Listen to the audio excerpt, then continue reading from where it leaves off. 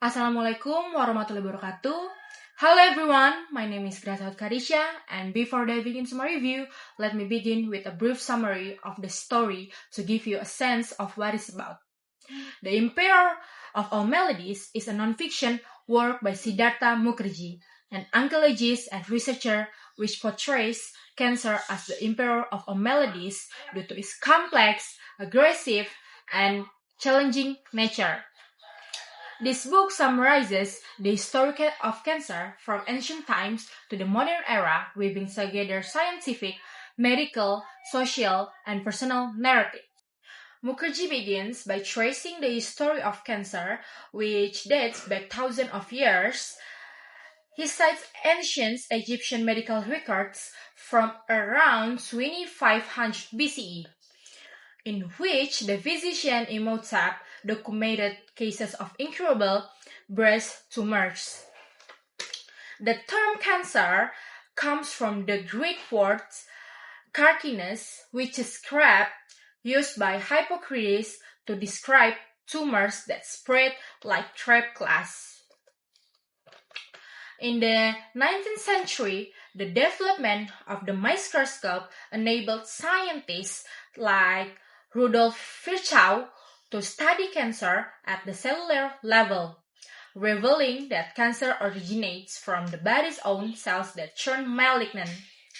Mukherjee explained that cancer is not a single disease but rather a collection of diseases characterized by uncontrolled cell growth caused by genetic mutations. The author highlights the early efforts to treat cancer, which focused primarily on surgery. In the late 19th century, surgeons such as William Holstead developed radical mastectomies for breast cancer, an aggressive procedure that removed the breasts, chest muscles, and lymph nodes. Although considered revolutionary at the time, this method was often ineffective because the cancer had already metastasized before surgery could be performed. Patients frequently suffered severe side effects without any guarantee of a cure. In the early 20th century, the discovery of X-rays and radiation ushered in a new era of cancer treatment. Radiation could destroy cancer cells but also damage healthy tissue, leading to devastating side effects. Mukherjee describes how both doctors and patients struggle with the limitation of this technology, which offered hope but came with significant risks. A key section of the book explores the development of chemotherapy, which began during World War II. Mukherjee recounts how the discovery that mustard gas could inhibit cell division inspired the creation of the first chemotherapy drugs.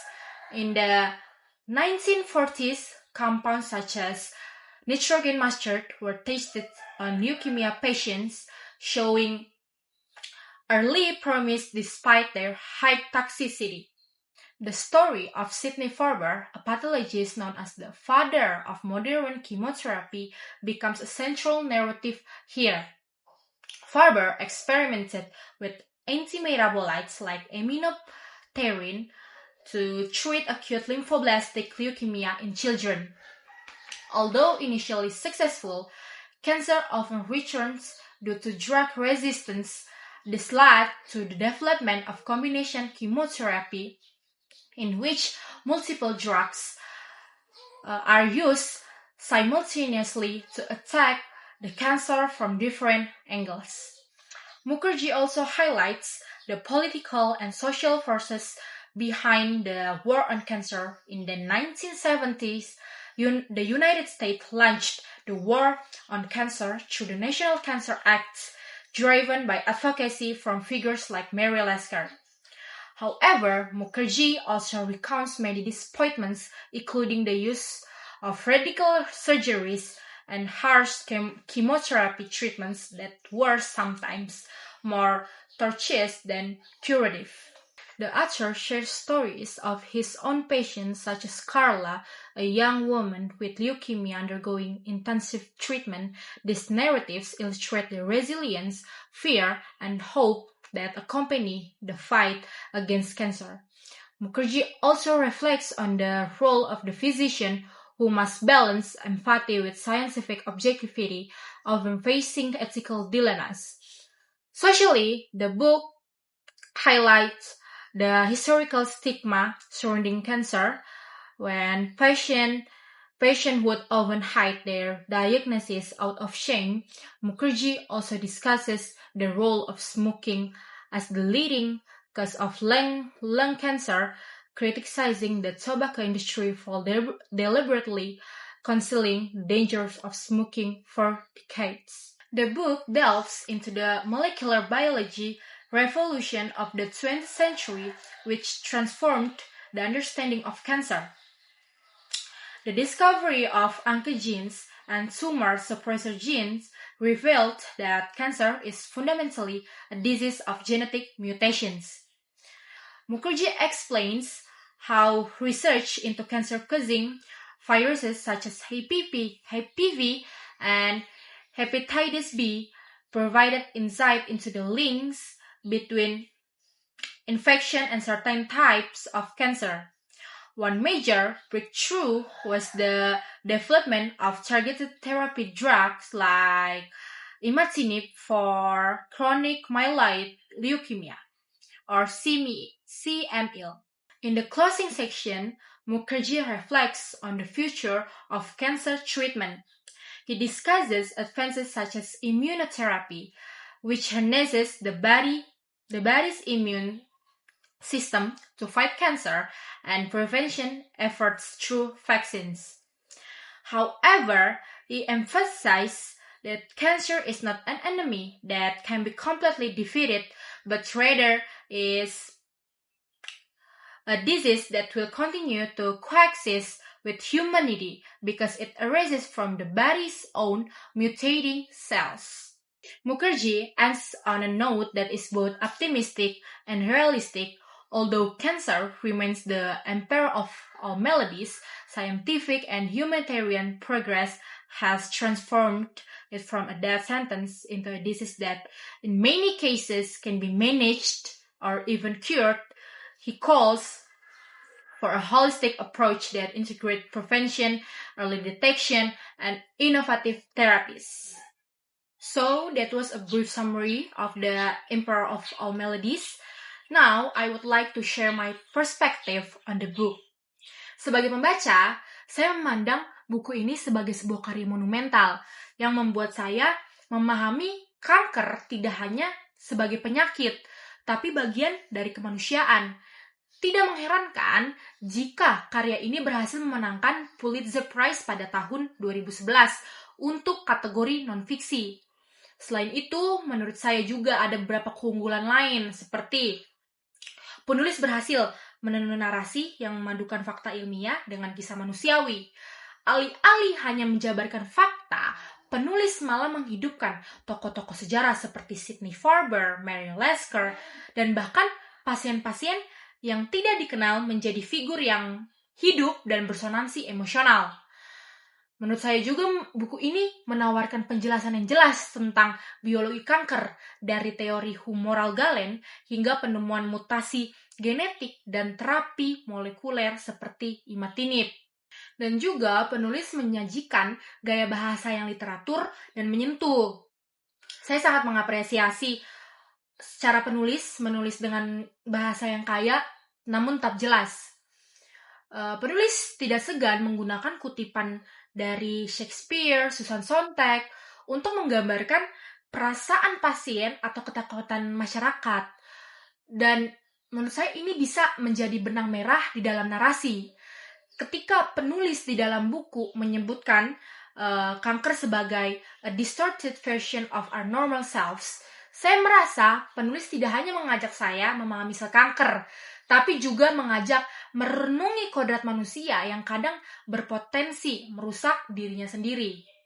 Kendati karya ini sangat mengesankan, bagi saya tidak berarti ia luput dari kekurangan. Dari pandangan saya, buku ini cenderung menyajikan perspektif yang berpusat pada Barat, terutama Amerika Serikat. Penulis hanya sedikit membahas kanker dalam konteks global, seperti tantangan di negara berkembang, di mana akses ke teknologi medis terbatas. Sebagai pembaca dari luar Amerika Serikat, saya merasa kehilangan ruang untuk membandingkan bagaimana sistem kesehatan yang berbeda menghadapi kanker, bagaimana tradisi medis non-barat memaknai penyakit ini. Ketimpangan akses pengobatan Global South bahkan tidak disinggung secara memadai dalam buku tersebut. Dan menurut saya juga, minimnya kritik terhadap sistem, salah satu kelemahan utama buku ini menurut saya adalah kurangnya analisis kritis terhadap sistem kesehatan yang lebih luas. Penulis memang membahas peran politik dalam war on cancer dan pengaruh industri tembakau. Tetapi menurut saya, penulis tidak secara mendalam mengkritik ketimpangan akses terhadap pengobatan kanker, biaya perawatan yang mahal, atau dampak sistem asuransi kesehatan terhadap pasien. Dan menurut saya buku ini terasa sangat kuat dalam menyampaikan apa yang terjadi, namun terlalu lemah dalam bertanya mengapa sistem ini terus dibiarkan berjalan demikian. Penulis sebagai bagian dari sistem mungkin secara etis ingin menjaga posisinya, tapi saya sebagai pembaca ingin lebih banyak keberanian moral yang vokal untuk berbicara. Menurut saya akan lebih berdampak ya jika penulis menyampaikan kritik tajam terhadap hambatan-hambatan sistematik yang menghalangi akses pengobatan atau riset yang adil.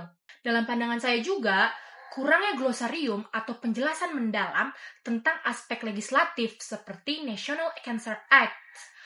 Penulis memang menyebutkan peran Mary Lasker dan proses politik di balik undang-undang tersebut, tetapi detailnya disajikan secara naratif tanpa struktur yang jelas. Ketika penulis dalam buku itu tidak menyediakan kerangka waktu yang rinci atau analisis tentang bagaimana dana dari undang-undang ini dialokasikan, siapa yang diuntungkan, atau bagaimana efektivitasnya diukur. Menurut saya, tanpa glosarium atau catatan kaki yang lebih mendalam, pembaca yang tidak terbiasa dengan sistem legislatif Amerika mungkin merasa tersesat. Dan juga, menurut saya ini adalah kekurangan teknis yang mengurangi aksesibilitas buku bagi audiens internasional atau pembaca yang mengharapkan ketelitian akademis. Saya sebagai pembaca tidak mengharapkan simplifikasi berlebihan, tetapi mungkin diagram, analogi awam, atau glosarium lebih lengkap akan sangat membantu. Dan dari pandangan saya, buku ini kurang mengeksplorasi implikasi sosial, ekonomi dari kanker, seperti dampaknya pada kelompok marginal. Menurut saya juga panjang buku yang berlebihan dengan beberapa bagian terasa repetitif, terutama dalam deskripsi eksperimen ilmiah. Sebagai pembaca kritis, kita harus bisa mempertanyakan mengapa penulis memilih untuk tidak mendalami kritik sistemik. Apakah ini refleksi dari posisinya sebagai dokter yang bekerja dalam sistem kesehatan Amerika yang mungkin membatasi perspektifnya? Atau apakah ini keputusan sengaja untuk menjaga fokus pada sains dan kemanusiaan daripada politik? Dan menurut saya, pelajaran yang bisa diambil dari novel tersebut adalah hadapi ketidakpastian hidup dengan keberanian, empati, dan sikap kritis untuk menggugat sistem negara yang tidak adil. Karena seperti penyakit tersebut, yaitu kanker, tantangan terbesar mengajarkan kita untuk menemukan makna dan memperjuangkan perubahan di tengah penderitaan. Okay, that's all my review of the Emperor of All Maladies. Thank you for watching. Assalamualaikum warahmatullahi wabarakatuh dan shalom.